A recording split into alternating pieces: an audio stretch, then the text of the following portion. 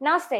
Welcome to our channel. నేను మీ పద్మావతి. ఈరోజు మనతో పాటు ప్రముఖ ఆధ్యాత్మికవేత్త మరియు వాస్తు జ్యోతిష్య పండితులు, లలిత ఉపాసకులు నానాజీ పట్నాయక్ గారు ఉన్నారు. మరి ఆయనతో మాట్లాడి అసలు తాతను చంపిన మనవడు అంటూ ఈ మధ్య కాలంలో బాగా ఎక్కువవుతున్నాయి హత్యలు.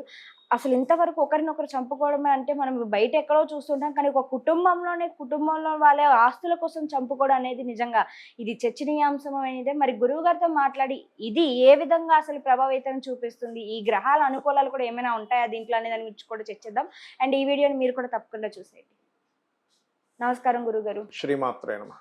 గురువుగారు మీరు వినే ఉంటారు. మొన్న గురువారం ఏదైతే జరిగిందో తాతను చంపిన మనవడు అనేసి. యాహ్! అయితే నార్మల్‌గా చంపడం ఆస్తి కోసం చంపడమే అనేది ఒక ఎత్తయితే కత్తితోని 73 సార్లు అతి కిరాతకంగా పొడిచి చంపారు. దాంతో పాటుగా ఆపడానికి వచ్చిన తల్లిని కూడా ఒక 4, 5 సార్లు పొడిచారు. ఇప్పుడు ఆమె క్రిటికల్ సిట్యుయేషన్‌లో ఉంది. హాస్పిటల్‌లో ట్రీట్మెంట్ తీసుకుంటుంది. అసలు ఇదంతా చూస్తుంటే వినాశకాల విపరీత బుద్ధి అని అంటారు కదా! సో, ఇది ఏ విధంగా దారి చూస్తుంది? ఇంక మరీ ముఖ్యంగా ఇప్పుడు చూసుకుంటే ప్రస్తుతం రానున్న సిట్యుయేషన్‌లో ఎలా ఇంకా ఎటువంటివి మనం చూడొచ్చంటారు? యాహ్! ఇప్పుడేంటంటే అమ్మా, ఇక్కడ మనం హ్మ్. 3 విధాలుగా ఈ విషయాన్ని అర్థం చేసుకోవాలి. హ్మ్. ఒకటి, అసలు అది అప్పటికప్పుడు అలా తయారైన వ్యక్తా? చిన్నప్పటి నుంచి ఒక స్టేజ్ నుంచి అలా తయారవుతూ ఆ స్టేజ్‌కి చేరుకున్నాడా? హ్మ్. ఇప్పుడు చాలామంది పిల్లల్ని కోప్పడకూడదు అని అంటూ ఉంటారు. కానీ చిన్నప్పుడు గనక వాళ్ళు ఏదైనా అల్లరి పని చేసింటే కొంచెం గట్టిగా చెప్పగలగాలి. చాలామంది పిల్లలు చూడండి, చిన్నప్పుడే వాళ్ళు ఏదైనా విసిరేయడం, విరగ్గొట్టేయడం, గట్టి గట్టిగా కేకలు వేయడం చేస్తూ ఉంటారు. హ్మ్. స్టార్టింగ్ టైంలో చేస్తే మనం గనక పిల్లల్ని కొంచెం భయపెట్టామనుకోండి, భయపెట్టడం అంటే ఇన్ సెన్స్ ఏదో చేత్తో కొట్టో, కర్రతో కొట్టో కాదు. పిల్లల మీద చేసుకోకూడదు. కాకపోతే మనం చెప్పడం, మీరు అంటే నువ్వు ఇట్లా అరవకూడదు అని చాలా శాంతంగా చెప్పాలి. ఎందుకంటే మొక్కై వంగనిది మానేయ కుంగదంటారు. హ్మ్. సామెత ఉంది దానికి. ఇక్కడ ఏమవుతుంటుందంటే కొంతమంది పిల్లల్లో కుజుడు యొక్క ప్రభావం నెగెటివ్‌గా ఉంటుంది. నెగెటివ్‌గా ఉన్నప్పుడు చాలా యారోగెన్స్‌గా తయారవుతారు. ఆ నెగెటివ్‌గా ఉండడం ఒకటే కాకుండా 12థ్ హౌస్ గనక పాపగ్రహ సంబంధాలు ఎక్కువగా ఉండి, అడిక్షన్స్‌కి గనక ఉంటాయి. ఇప్పుడు ఆ జరిగినటువంటి కేస్ కూడా ఏంటంటే అతను అవును. ఎక్కువ అడిక్షన్స్ అయిపోయినప్పుడు తాతకి, మనవడికి ఉన్నటువంటి bonding is most lovable bonding. ఇక్కడ తల్లికి, బిడ్డకి ఉండేటువంటిది కూడా. అక్కడేంటి, తాతగారికేమో 73 పోట్లు పొడిచాడు ఆ మత్తులో. హ్మ్. ఈ తల్లిగారినేమో 12 పోట్లు పొడిచాడు హ్మ్. అడ్డంగా వచ్చిందని. సో, అంటే ఏమిటి అక్కడ, నువ్వు ఒక మాదక ద్రవ్యాలు తీసుకున్నావో, లేకపోతే ఇంకో దేనికో అడిక్షన్ అయినప్పుడు నువ్వేం హ్మ్. చేస్తున్నావో నీకు తెలియట్లే. ఎవరి మీద నువ్వు కత్తి తీసుకొని వెళ్తున్నావు, ఏమిటి అనేటువంటిది.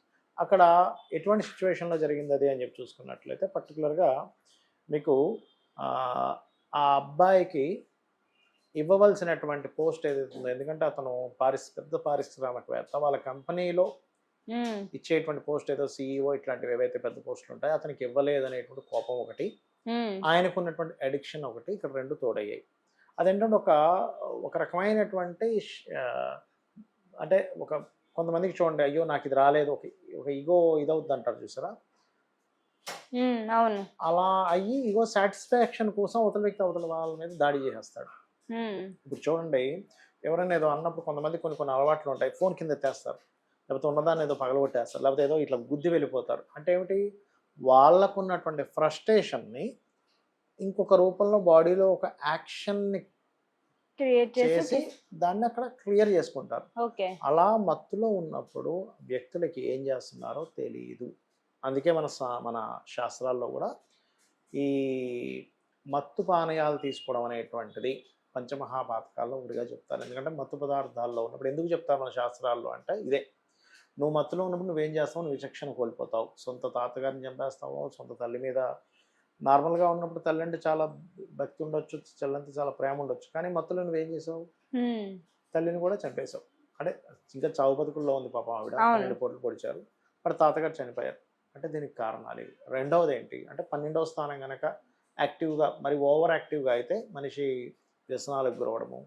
ఆహ్, దీనిలో మళ్ళీ బంధన యోగము అంటారు. అంటే జైలుకి వెళ్ళే యోగాలున్నప్పుడు ఇట్లా జరుగుతాయి. ఇలాంటివన్నీ మనం చిన్నతనంలోని జాతచక్రంలో కొంచెం ఎక్కువగా మొండిగా ప్రవర్తిస్తున్నారో మనకు అర్థమైనప్పుడు కుజుడు, శని, రాహువు, 12థ్ హౌస్, 6థ్ హౌస్, ఈ గ్రహాల యొక్క స్థితి ఎలా ఉందో చూసుకోవాలి. హ్మ్. ఇది ఏమాత్రం బాలేదు అన్నప్పుడు దీనికి సంబంధించినటువంటి రెమెడీస్ చేస్తూ ఉండాలి. అంటే దానం ఇవ్వడము, లేకపోతే ఆహ్, దానికి సంబంధించిన దేవత ఆరాధన, గోశాలకు పిల్లలను తీసుకెళ్ళి కాస్త బెల్లము మరియు అదేవిధంగా క్యారెట్స్ ఇట్లాంటివి తినిపించడం ఇవి చేస్తూ ఉండాలి. ఇవి కనుక చేస్తూ ఉంటే ఏమవుతుందంటే అప్పుడు వాళ్ళకి దాని యొక్క ప్రభావం తగ్గుతుంది. చిన్నప్పటి నుంచి రామాయణ మహాభారతాలు లాంటివి, ధర్మం అంటే ఏంటి, ఎవరి మీద మనం అగ్రెసివ్ చూపించాలి, ఎవరి పట్ల మనం వినయంగా ఉండాలనేటువంటి చిన్నప్పటి నుంచి చెప్తేనే పిల్లలకి తెలుస్తుంది.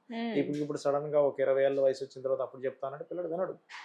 ఓకే, ఇది మెయిన్. అయితే వాస్తుపరంగా కూడా నైరుతి దోషం ఉంటే కూడా ఇలాంటివి జరుగుతాయి.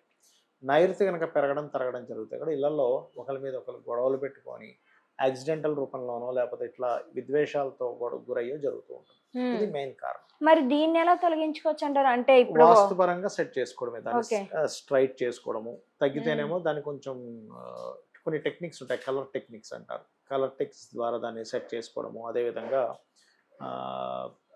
అది పెరిగిందా తరిగిందా, ఎక్కువ పెరుగుతుందా కట్ చేయడము, అక్కడ వరకు స్థలాన్ని, ఇట్లాంటివి చేయాలి ప్రధానంగా. దీని ద్వారా మనం దాని యొక్క ప్రభావాన్ని తగ్గించుకోవచ్చు. కానీ నేను ఒకటే చెప్తాను, పిల్లలు ఎప్పుడూ కూడా పిల్లల్ని చేసుకోకూడదు, దానిలో ఎటువంటి డౌట్ లేదు. కానీ వీలైనంత మట్టుకు చిన్నప్పటి నుంచి కొంచెం ప్రశాంతమైన వాతావరణంలో మనం పెరిగేలా చేయాలి. మావాడు హీరోలా తడగొడుతున్నాడు, మావాడు అది అంటున్నాడు. కొంతమంది వీడియోలు పెడుతుంటారు యూట్యూబ్లో, పెద్ద పెద్ద కేకలేస్తున్న పాపను తీసుకొచ్చి వీడియోలో పెడతారు. అది వాళ్ళు ఏమనుకుంటారంటే అదేదో గొప్పగా అనుకుంటారు పిల్లలు. అంతేగాని అదే అలవాటు పెద్ద అయిన తర్వాత అయిందంటే ఇంట్లో వాళ్ళని లెక్క చేయరు. ఇంట్లో వాళ్ళ మీద ఎప్పుడైతే భయం లేదో వాళ్ళ మాదక ద్రవ్యాలకి ఇట్లాంటి వాటికి అలవాటు పడతారు. భయం ఉంటేనే కదా. అవును. సో ఇక్కడ ఏంటంటే గౌరవము భయము ఉండేలా పెంచాలి. అలాని ప్రేమలు లేకుండా కాదు. ఇక్కడ జరుగుతున్న విషయం ఏంటంటే సొసైటీలో గారాభమే మనిషి యొక్క పతనానికి దారితీస్తుంది. ఇంట్లో వాళ్ళు గారాభంగా కొంతమంది పెంచినా పెంచకపోయినా వాళ్ళ గ్రహస్థితులు ఈ రకంగా ప్రభావితం చేస్తాయి. కాబట్టి ఈ రకమైనటువంటి ముఖ్యంగా పిల్లల్ని నిత్యదేవతారాధన చేయించడము, హయగ్రీవ స్తోత్రం అంటారు. చిన్నప్పటి నుంచే జ్ఞానానందమయం దేవం నిర్మల స్ఫటికాకృతిం ఆధారం సర్వ విద్యానాం హయగ్రీవం ఉపాస్మహేన నామస్మరణంగా పిల్లలందరికీ కనుక రోజు ఒక 10 నిమిషాలు చేయమని చెప్తే వాళ్ళకి ఒక ఫస్ట్ క్లారిటీ ఆఫ్ మైండ్ వస్తుంది. అంటే నేను ఏం చేస్తున్నాను, నేను ఎక్కడ ఎట్లా ప్రవర్తిస్తున్నాను, ఎందుకు ఇలా ప్రవర్తిస్తున్నాను, నేను ఎందుకు కోపడాల్సిన అవసరం ఏముంది, క్లారిటీ వస్తుంది. వాళ్ళ విచక్షణాజ్ఞ అనేటువంటిది పెరుగుతుంది వారికి. ఎప్పుడైతే విచక్షణ పెరిగిందో ఇట్లాంటి వాటికి దారి తీయదు. సార్ ఇంకొకటి ఇక్కడ లాస్ట్ అండ్ ఫైనల్ గా నాకున్న డౌట్ ఏంటంటే ప్రతి మనిషిలోనూ కోపం ఉంటుంది. సో ఆ కోపాన్ని అధిగమించడానికి, దాన్ని కంట్రోల్ చేసుకోవడానికి ఏదైనా చక్కటి రెమెడీ, ఎప్పుడు కూడా తన్ని ఏదైనా రెమెడీ ఇస్తే దాన్ని తన పక్కనే పెట్టుకుంటూ తనతోనే ఉంచుకుంటూ కోపం వచ్చినప్పుడల్లా దాన్ని కంట్రోల్ చేసుకోవడానికి ఉండే విధంగా ఏదైనా ఉందంటారా శాస్త్రం ప్రకారం? 100% ఉంది. నేను దీనికి ఫస్ట్ రెమెడీ కంటే ఫస్ట్ అసలు కోపము ఎందుకు వస్తుంది అన్న దాని మీద మీరు అనాలిసిస్ చేసుకోవాలి. ఇప్పుడు కూడా ఏ వ్యక్తికైనా కోపం ఎందుకు వస్తుంది అంటే ఆ వ్యక్తి చెప్పింది అవతల వాళ్ళు చేయకపోవడం వల్ల, లేకపోతే అతను అనుకున్నది, అతను కావచ్చు ఆమె కావచ్చు, అనుకున్నది జరగకపోవడం వల్ల. మీరు ఒక్కసారి ప్రపంచాన్ని, మీ చుట్టూ ఉండేటువంటి సరౌండింగ్స్ని, మీ జీవితాన్ని ఒకసారి అర్థం చేసుకోవడం ట్రై చేయండి. జీవితంలో ఎవ్వరికి కూడా వాళ్ళు చెప్పింది యాజ్ ఇట్ ఈస్గా అవతల వాళ్ళు చేయాలని రూల్ లేదు. ఉందా చెప్పండి? లేదు. యాజ్ ఇట్ ఈస్గా ఎందుకు చేయాలని రూల్ లేదంటే అవతల వాళ్ళకి యాజ్ ఇట్ ఈస్గా అర్థం కాకపోవచ్చు. ఇలా చెయ్యు అన్నప్పుడు సేమ్ యాజ్ ఇట్ ఈస్ అలాగే అర్థం కావాలని రూల్ లేదు మీరు చెప్పింది ఒకటి. ఇంకొకటి అంత అంత స్టామినా లేకపోవచ్చు, వాళ్ళు చేసేంత స్టామినా లేకపోవచ్చు. 2 అంటే ఎలా అంటే ఇప్పుడు ఎగ్జాంపుల్ ఒక ఆఫీస్ ఉంది. ఒక ఆఫీస్లో మిగతా కింద వాళ్ళందరికీ ఒక టార్గెట్ ఇచ్చాడు బాస్. అందరికీ ఆ స్టామినా ఉండదు, కొంతమందికి ఉంటుంది, కొంతమందికి లేదు. అలాంటప్పుడు వాళ్ళ మీద కోపడడం వల్ల ఉపయోగం ఉండదు. స్టామినా లేదని అర్థం చేసుకుని రిప్లేస్ చేసుకోవడమో, లేకపోతే వాళ్ళకి అర్థమయ్యేలా ఇంకోసారి చెప్పడమో చేయాలి. లేదా నువ్వు ఏదైతే అనుకుంటావో అవతల వాళ్ళు సేమ్ యాజ్ ఇట్ ఈస్ అది చేయాలని రూల్ లేదు. నువ్వు అనుకున్నది అనుకున్నట్టుగా జరగలేనప్పుడు కోపం వస్తుంది, నువ్వు చెప్పింది అవతల వాళ్ళు చేయనప్పుడు కోపం వస్తుంది. ఈ 2 100% జరగాలని రూల్ లేదు. ఎందుకంటే ఇది నీ చేతుల్లో ఉన్నటువంటిది కాదు. ఎందుకంటే నీ చేతుల్లో ఉన్నదే నువ్వు చేయలేవు ఎప్పుడు కూడా. అందరూ అనుకుంటారు నేను పొద్దున్న 4 o'clock లెగుస్తాను, రాత్రిపూట నిద్రపోయేటప్పుడు అనుకుంటాడు, పొద్దున్న లేసి 6 గంటలకి 7 గంటలకు లేస్తాను, అబ్బా లేవలేకపోయాను, మళ్ళీ నెక్స్ట్ డే ట్రై చేద్దాం అనుకుంటాడు. లేకపోతే ఈసారి ఇన్ని మార్క్స్ తెచ్చుకోవాలి, ఇంత నేను అనుకుంటాడు కానీ చేయలేవు. అంటే నీకు నువ్వు అనుకున్నవే చేయలేకపోతున్నావు. అవతల వాళ్ళకి చెప్పింది అవతల వాళ్ళు ఇది చేయాలని నువ్వు ఎలా ఎక్స్పెక్ట్ చేస్తావు ఫస్ట్. అందుకని ఏంటంటే ఫస్ట్ ఈ సూత్రం నీ మైండ్లో పెట్టుకోవాలి. ఏంటంటే మనం అనుకున్నది అనుకున్నట్టుగా జరగాలని రూల్ లేదు, మనం చెప్పింది జరగాలని రూల్ లేదు. అది